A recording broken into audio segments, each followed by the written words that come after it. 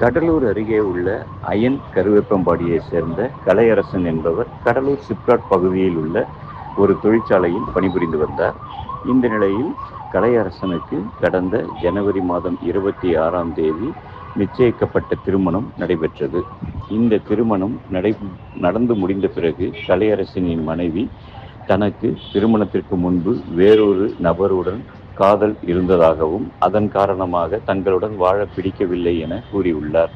இதனால் அதிர்ச்சியடைந்த கலையரசன் இது குறித்து விசாரித்த போது, நான் வாழ்ந்தால் அவருடன் மட்டுமே வாழ்வேன் என கலையரசனின் மனைவி கூறிவிட்ட காரணத்தினால் கலையரசன் என்ன செய்வது என்று தெரியாமல் தவித்து வந்தார். மேலும் தன்னுடைய மனைவியை மனம் மாற்றி விடலாம் என அவர் எண்ணியிருந்த நிலையில் அது முடியாத நிலையில் கடந்த பிப்ரவரி மாதம் 20ஆம் தேதி கலையரசன் விஷம் குடித்த நிலையில புதுச்சேரி ஜிப்மர் மருத்துவமனையில அனுமதிக்கப்படுறாரு. அப்பொழுது கலையரசன் ஒரு வீடியோவை வெளியிடுறாரு. தானே பேசி ஜிப்மர் மருத்துவமனையிலிருந்து அதுல தன்னுடைய மனைவி தன்னை கொல்லுவதற்காக குளிர்பானத்தில் விஷம் கலந்து கொடுத்து விட்டதாக தெரிவித்துள்ளார். இந்த சம்பவம் தான் பார்த்தோம் அப்படின்னா தமிழக அளவில் பெரும் பரபரப்பை ஏற்படுத்தி வந்தது. இந்த சம்பவம் குறித்து புதுச்சத்திரம் போலீசார் வழக்கு பதிந்து விசாரணை மேற்கொண்டனர். அந்த விசாரணையில கலையரசன் மனைவி குடும்பத்தினரும் மனைவியிடமும் மேற்கொண்ட விசாரணையில அவர்கள் இந்த சம்பவத்தில் ஈடுபடலன்றது தெளிவாக தெரிய வந்தது. அதனைத் தொடர்ந்து போலீசார் கலையரசன் எந்த மருந்தை குடித்தார் என்று விசாரித்து அந்த மருந்து பாட்டில் எங்கு வாங்கப்பட்டது என்று விசாரித்த போது அது அதே பகுதியில் உள்ள ஒரு மருந்து கடையில், அதாவது உர மருந்து கடையில் வாங்கப்பட்டது கண்டுபிடிக்கப்பட்டது. அந்த சிசிடிவி காட்சிகளை ஆய்வு செய்த போது கலையரசனே அந்த மருந்தை வாங்கியதையும் போலீசார் கண்டுபிடித்தனர். அதன் பிறகு கலையரசனின் செல்போனுக்கு இறுதியாக பேசியது யார் என்று பார்த்தபோது கலையரசனின் நண்பர் பேசியிருந்தார்.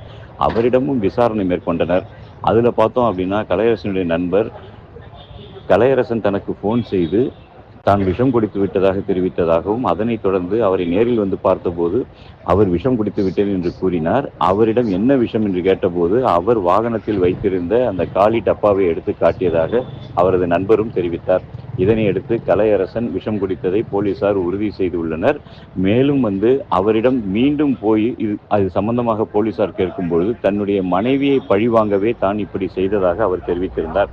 இந்த நிலையில தான் கலையரசன் சிகிச்சை பலனில்லாமல் இன்று காலை உயிரிழந்த நிலையில போலீசார் தற்பொழுது இந்த தகவல்கள் அனைத்தையும் வெளியிட்டுள்ளனர். மேலும் கலையரசனுடைய மனைவி குடும்பத்தில் இருந்த அனைத்து பிரச்சனைகளும் உண்மைதான். கலையரசனுடைய மனைவிக்கு ஏற்கனவே காதல் இருந்தது முதல் கொண்டு அனைத்தும் உண்மைதான் என்பதை தெரிவித்துள்ள போலீசார், ஆனால் விஷம் குடித்தது மட்டும் கலையரசனே விஷம் குடித்துள்ளார், அவரது மனைவி விஷத்தை கொடுக்கவில்லை என்று தற்போது உறுதிப்படுத்தியிருக்கின்றனர். கடந்த 15 நாட்களுக்கும் மேலாக பெரும் பரபரப்பை ஏற்படுத்திய சம்பவம் தற்போது முடிவுக்கு வந்துள்ளது.